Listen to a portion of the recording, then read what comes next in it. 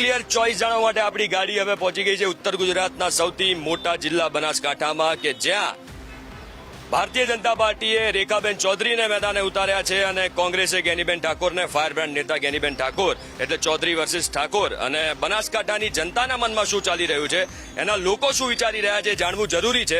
તો જ ખબર પડશે કે જનતાની ક્લિયર ચોઇસ શું છે. એટલે આપણે એમની જોડે વાત કરીએ. સર, બનાસકાંઠામાં જનતાની ક્લિયર ચોઇસ શું છે? બનાસકાંઠાની અંદર હાલ રેખાબેનનું જ નામ ચાલી રહ્યું છે અને રેખાબેન મોટા 500 ઉપરના વોટથી લીડથી જીતશે. 500? હા, 500 ઉપર વોટ, એટલે 5 લાખ વોટથી. સોરી દાદા, તમારું નામ? જીવણભાઈ પરમાર. આ ભાઈશ્રી બોલે કે 5 લાખની લીડ, તો પણ મને તો લાગતું નથી કે 4 લાખથી વધુ વોટ લે આ બેન. બરાબર, એમના એ લોકો એમના મળતિયા સિવાય કોઈનું કામ કરતા નથી. આ વખતે જ્ઞાનીબેન, બનાસરીબેન, જ્ઞાનીબેન અહીંયા બનાસકાંઠામાં ફાઇનલ છે, એ જ પણ સારી લીડથી જીતશે. આ તો ઉમેદવારોની વાત કરી, પહેલા આપણે બનાસકાંઠાની સ્થિતિની વાત કરીએ. દાદા, તમારું નામ? સિતાબ કાદરી. બનાસકાંઠાની સ્થિતિ અત્યારે શું છે? બેઝિક જરૂરિયાતો શું બનાસકાંઠામાં શું ચાલે? બનાસકાંઠાની સ્થિતિ તો એવી છે કે અહીંયા વધારે પડતું જ્યારે પરિસ્થિતિ એટલી નિર્માણ થઈ છે કે 3 જિલ્લો આખો 3 ફેક્ટરમાં વિવરણ થયેલો છે. સરહદી છે, શહેરી છે અને આદિવાસી તરીકે છે અત્યારે. તો 3 જિલ્લાના અંદર ઓવરઓલ તમે જોતા હો ને, તો જ્યારે સમગ્ર દેશના અંદર ભારતીય જનતા પાર્ટીનું શાસન હોય સમગ્ર દેશના અંદર, અને એ વખતે આ બનાસકાંઠા જિલ્લો જ એક એવો છે કે જે ભારતીય જનતા પાર્ટીને રોકતો હતો. અહીંયા વિધાનસભામાં બી પણ કોંગ્રેસ આવતી હતી ને ત્યાં પણ કોંગ્રેસ આવતી હતી. ઇતર સમાજનું અહીંયા પ્રભુત્વ છે. અત્યારે અહીંયા જોવા જઈએ તો ઓવરઓલ ઠાકોર સમાજના સૌથી વધુ મત છે. સેકન્ડ નંબરના અંદર 3.5 સમથિંગ આસપાસ ચૌધરી સમાજના છે, દલિત સમાજ છે, ઇતર સમાજ છે, મુસ્લિમ સમાજ છે. એટલે હર બધી વસ્તુઓને તમે જુઓ તો અત્યારની જે પરિસ્થિતિ છે ઓવરઓલ જોવા જઈએ તો રેખાબેન એક નવા છે, પણ એમની પાછળનું જે બેકગ્રાઉન્ડ છે અત્યારે એ સિનિયર છે. પેજ પ્રમુખથી લઈને નીચે સુધીનું કાર્યવાહી અત્યારે ચાલે છે. પણ આ બાજુ જોવા જઈએ ત્યારે કોંગ્રેસે એક એવા નેતાને ઉતાર્યા છે કે જે 4-5 ટ્રમ્પથી અહીંયા જીતે છે અને જમીનથી જોડાયેલી બેન છે. અને અત્યારે જોવા જઈએ તો 60-40 જેવો એક રેશિયો છે, પણ 60 કોંગ્રેસ અને 40 બીજેપીનો છે. પણ જ્યારે પણ આ રીતની જ પરિસ્થિતિ હોય છે, પણ જ્યારે નરેન્દ્ર મોદી અને અન્ય મોટા નેતાઓનો જ્યારે પ્રવાસ થાય છે ત્યારે પાછળના સમયના અંદર ઘણી વખતે પલટાતું મેં જોયું છે. તમારું નામ? સચિન જોશી. સચિનભાઈ, તમે તો યંગ, કેટલી ઉંમર? મારી 27. સચિનભાઈ, મારી બી 27. બનાસકાંઠાની સ્થિતિ કહો મને. અત્યારે બનાસકાંઠાની સ્થિતિ તો 50% છે. બરાબર, જેમ કે ભાઈ હમણાં વાત કરી એ રીતે. પણ મારું કહેવું એવું છે કે એકવાર અહીંયા મોદી સાહેબનો આંટા આવશે, એના પછી જે જાદુ થશે અને પછી તો ભગવત લહેરાવાનો છે. શું જાદુ થશે? મોદી સાહેબ એવું તો શું કરશે? મોદી સાહેબના બસ એક જ ડાયલોગથી લોકો ફેન છે કે ભાઈ મારા ભાઈઓ બહેનો, બસ આ એક જ ડાયલોગથી પાલનપુરની અને બનાસકાંઠાની જનતા ફેમસ છે. જાદુ ચાલશે? ના, બિલકુલ જાદુ ન ચાલે. ભારતીય જનતા પાર્ટીને હું એ કહેવા માંગુ છું, તમે હિન્દુ મુસ્લિમ પાકિસ્તાન આ શબ્દો ભૂલીને આવરા રણ મેદાનમાં ચૂંટણી લડવા માટે ઓબીસી સમાજના જો ગેરમાર્ગે દોર્યા છે જે ધર્મના નામે, એનાથી બહાર નીકળીને આવરા સમાજ સામે કોંગ્રેસે ખૂબ આપ્યું છે આ સમાજને. અને સતો જો 27% અનામત જો કોંગ્રેસ આપી શકતી હોય, સતો એ સમાજ જો ભાજપ સાથે બિલોંગ કરતો હોય તો એ ગેરવ્યાજબી છે અને આ સંપૂર્ણ લીડ સાથે જીતશે. અને તમારે જો જીતવું જો તો એક વખત ઓબીસી ચિત્ર ભૂલી જાઓ, પાકિસ્તાન ભૂલી જાઓ, હિન્દુ મુસ્લિમ ભૂલી જાઓ, મંદિર ભૂલી જાઓ અને આવરા મેદાનમાં તમારે જો ગાભાના ગાડી રાખો તો અમારું નામ જીવણભાઈ પરમાર નહીં. સર, પાલનપુરમાં કેવી હાલત? પાલનપુર તો શું આખા બનાસકાંઠામાં ભાજપ જ છે, બીજો કોઈ પક્ષ છે જ નહીં. અને ભાજપ સિવાય કંઈ જ નહીં હોય, કારણ કે વિકાસ છે. વિકાસની આદે અહીંયા જાતિવાદ હોતો જ નથી. જાતિવાદ તો બધું કાલ્પનિક છે, લોકોના મગજમાં ભરેલું છે. બાકી ધરતી ઉપર જોઈએ તો માત્ર વિકાસ જ છે અને વિકાસ એ મોદી છે અને મોદી એટલે ભાજપ. મોદીની ગેરંટીથી આ બધું ચાલવાનું છે અને ભાજપ આવવાનું છે. એમાં કોઈ વિચાર કરવાનું રહેતું જ નથી. જ્ઞાતિવાદ નહીં હોતો ચૂંટણીમાં? જ્ઞાતિવાદ તો ચોક્કસ ચાલે છે અને જ્ઞાતિવાદ ઉપર ચૂંટણીઓ લડાય જ છે. આજ સુધી પણ ચૂંટણીઓ લડાય છે.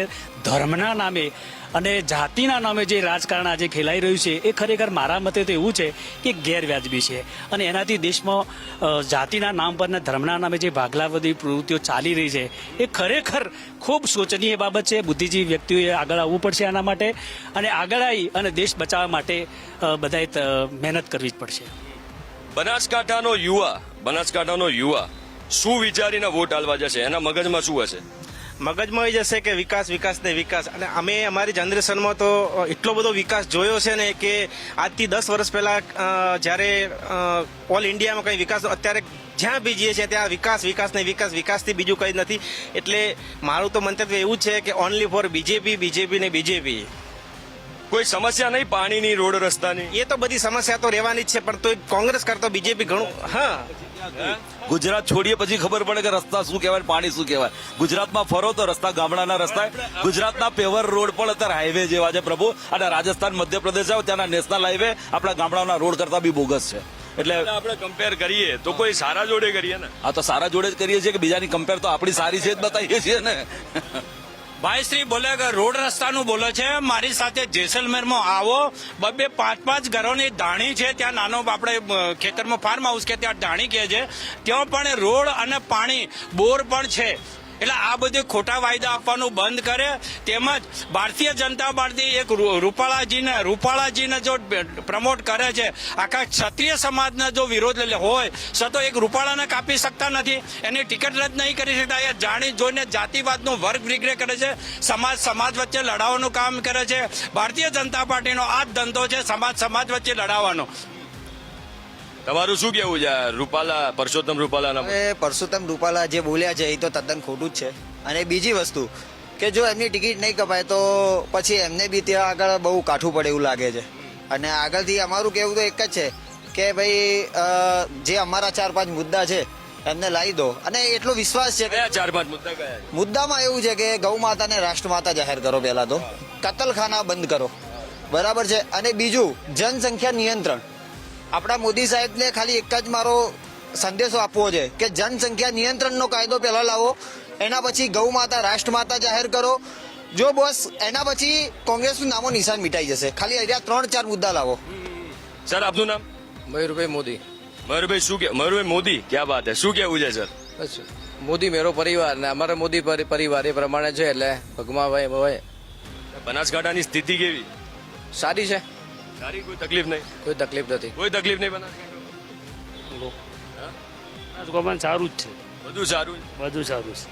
તો દાદા જનતા તો કહે છે બનાસકાંઠામાં બધું સારું છે, શું છે કોમ? ભાઈ એ તો મોદીજીનું હિપ્નોટિઝમ ચાલે છે. આ હિપ્નોટિઝમ ચાલે છે. આરએસ વાળાને પૂછજો કે આઝાદી વખતે તમે ક્યાં હતા? હિપ્નોટિઝમ ચાલે છે. મને એમ કહો દાદા, લોકો કામને જોઈને વોટ આલે, ઉમેદવારને જોઈને વોટ આલે, જ્ઞાતિને જોઈને વોટ આલે છે કે પછી કોઈ એક ચહેરાને જોઈને વોટ? પહેલા તો હું તમને એક વાત કરું કે ભાઈ અત્યારે જે પાલનપુરની આપણે વાત કરી, ફૂલો અને અત્તરોની નગરી છે.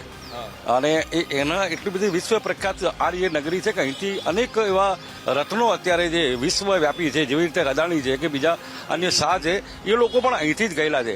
અત્યારે પરિસ્થિતિ એવી છે કે સિટીની જે હાલત છે અત્યારે, ઘણા વર્ષોથી અહીંયા ભાજપ શાસિત છે, કોંગ્રેસ છે જ નહીં. અહીંયા વર્ષોથી અહીંયા ટ્રાફિકની જે સમસ્યા છે, અને સિટીના અંદર કોટ અંદરના જે વિસ્તાર, આપણે સિટી બહારનો ભાગ એવો લાગશે કે બહુ સુશોભિત બન્યું છે, સિટી અંદરનો ભાગ નરકાગાર પરિસ્થિતિમાં લોકો જીવે છે. અત્યારે ખૂબ જ કઠિન પરિસ્થિતિ છે. પાલનપુરના અંદર કરોડો લાખો રૂપિયાની ગ્રાન્ટ નરેન્દ્ર મોદી અને સીએમ દ્વારા આવે છે, એનો સદુપયોગ થતો નથી. માત્ર ભાગ બટાઈના અંદર અહીંયા કામ થતા નથી. પણ આ ગ્રાન્ટ આવે છે, દાદાએ જેમ કહ્યું, તો ગ્રાન્ટનો ઉપયોગ થાય છે કે નથી થતો, અને એ જાય છે ક્યાં? જુઓ, જે હેડ ઉપર ગ્રાન્ટ આવતી હોય, મોટે ભાગે અમે જે શિક્ષિત છીએ તો અમને એટલી તો ખબર હોય છે, રસ્તાની ગ્રાન્ટ આવે તો રસ્તામાં વપરાય, ભૂગર્ભની ગ્રાન્ટ આવે તો ભૂગર્ભમાં વપરાય. મતલબ અત્યારે કામ થઈ રહ્યા છે. અત્યારે નવું કામ હમણાં જ માનસરોવર તળાવના આખું રિનોવેશનનું કામ હમણાં એનું ખાતમુહૂર્ત થયું છે, એ ચાલુ છે. અત્યારે બગીચો જે ત્યાં છે માનસરોવરની બાજુમાં, એનું કામ ચાલુ છે.